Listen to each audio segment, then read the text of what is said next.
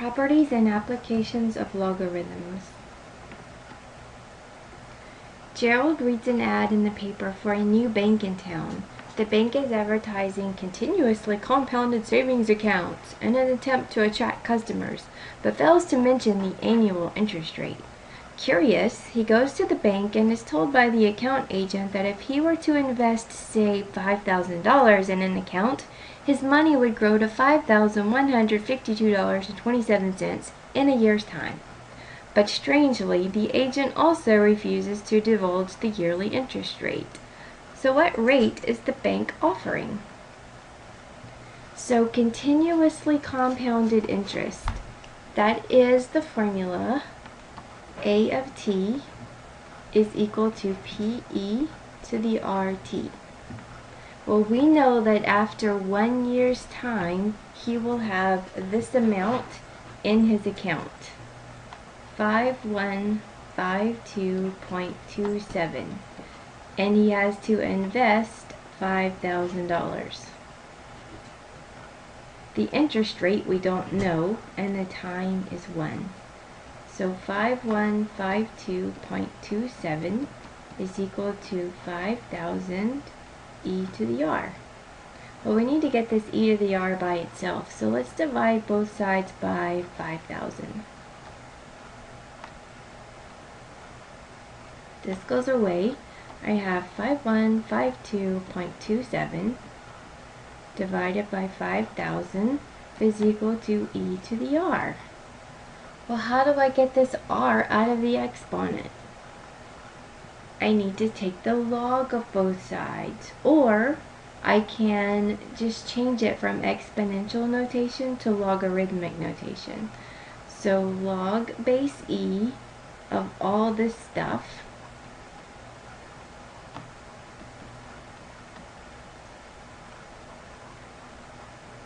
is equal to our exponent.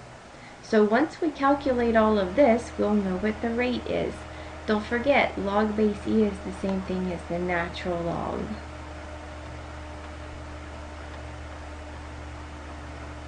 So go ahead and type that in your calculator and approximate what the interest rate is. After typing this in my calculator, I get that the bank is offering a 3% interest rate. I wonder how many customers they'll attract with that number. Okay, number 3. Solve the equation 3 to the x equals 11. Well, we don't have the tools to do this just yet, so I put this here to give us something to shoot for. We'll be doing this in just a few minutes. Right now, let's learn the properties of logarithms. If you have a log base something of two things multiplied, you can split it into two different logarithms as long as they keep the same base. Those two logarithms will be added and you split up the product. The same thing is true with the quotient. This is called the quotient property. Log base a of x divided by y is equal to log base a of x minus log base a of y. And then we have the power rule. Log base a of x to the r is equal to r log base a of x. That means you can just bring the exponent right out front. Please stop the video and read this. Make sure you understand what's going on. Maybe even go through the end of the video, but then come back to this one after you have a good understanding of these logarithmic properties. Using the properties of logarithms, expand the following expressions as much as possible. That is, separate the expressions into sums or differences of the simplest possible terms. So we have log base 3 of a whole bunch of stuff that's being multiplied. So we know that we can split that one up with the addition. This is called the product property, so we split them up with addition. Log base 3 of 81 plus log base 3 of x squared plus log base 3 of the fourth root of y is the same thing as y to the 1/4 power, right? So this would be log base 3 of 81 plus, use the power rule, 2 log base 3 of x, use the power rule again, plus 1/4 log base 3 of y. Okay, there is something else that we can do to this problem. This 81 is equal to 3 to the 4th power, right? So we have log base 3 of 3 to the 4th. So 3 to the 4th equals 3 to the 4th. Do you understand what I'm doing? I'm switching this back to exponential form. Log base 3 of 3 to the 4th is equal to what? This is actually just equal to 4. So you can simplify this even further.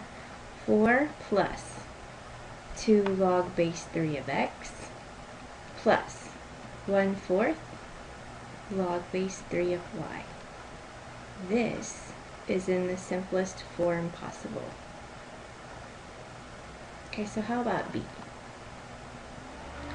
My goodness, there's a lot going on here.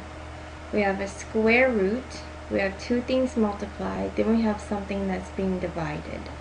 So let's see what we have. Log base a of all this to the 1/2 power, x cubed y over z to the 5th. That's all to the 1/2 power. So we could use the power rule, bring that out front. We will have 1/2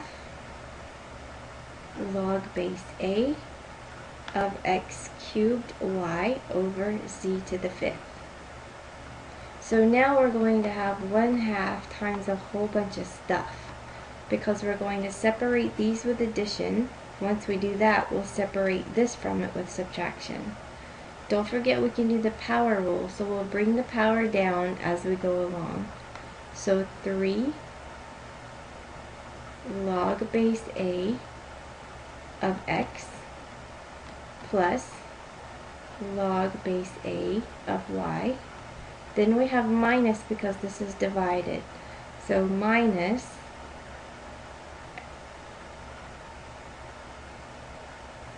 minus 5 log base a of z. And of course we could distribute that 1/2 just to make it look a little bit better.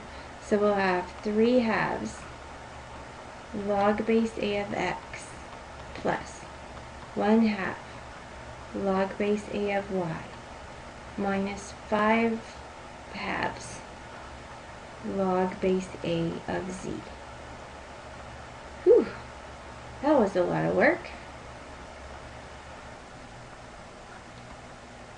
Okay, I ran out of room on the previous screen, so let's try C here. So we have log of two things being multiplied and then something that's being divided. So we'll have log of 6.2 plus log of 10 cubed minus log of x to the negative 2. So that's log of 6.2 plus 3 log of 10, that's the power rule, minus a negative 2 log of x. That's going to be plus a positive. So we have log of 6.2 plus 3 times log of 10. What is log of 10? Log of 10 is actually 1 plus 2 log of x. Oh, did I? Yeah, that's right. So we have log of 6.2 plus 3 plus 2 log of x. It's not the prettiest of answers, but it works. Of course, if the system wanted you to calculate this as close as possible without actually giving the exact answer, you could plug this part into your calculator, get a number and add it to 3, so you could get an approximate answer. But I like this one a little bit better because it's more exact. So in this one we're going to have 3 log base 4 of x over 2. That means we can raise this 3 up here. We can raise this 2 up here. So let's go ahead and do that first.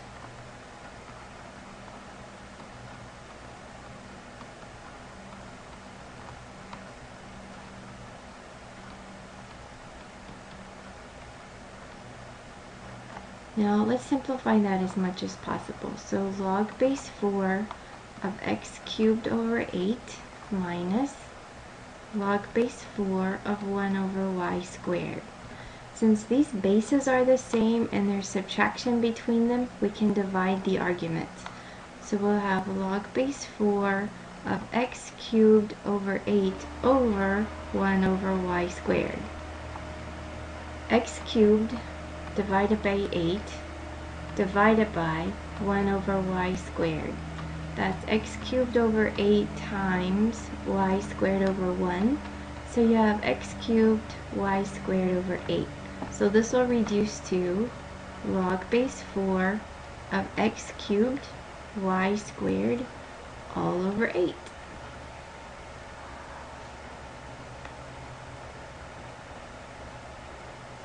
Let's go on to the next screen for the next one. So we just did A. Now let's try B. So what do we have here? We have natural log of x to the 4th minus 1/3 natural log of y minus natural log of 5. So we can write that as natural log x to the 4th minus natural log y to the 1/3 means the cube root of y minus the natural log of 5. What if I were to factor a negative out of these last two? I would have natural log of x to the 4th minus natural log of the cube root of y plus the natural log of 5. I did that because there were two negatives in a row, and I have one term subtracting two terms. That means these two will be in my denominator and they'll be multiplied together. So we have the natural log of x to the 4th over these two. Everything's natural log, so we're going to have 5 times the cube root of y. Should probably put that in parentheses. Okay, so how about C then? C says log base b of 3 plus 4 log base b of x to the negative 1. So we're going to have log base b of 3 plus log base b of x to the negative 1 to the 4th. That's log base b of 3 plus log base b of x to the negative 4. That will be log base b of 3 times x to the negative 4. But x to the negative 4 is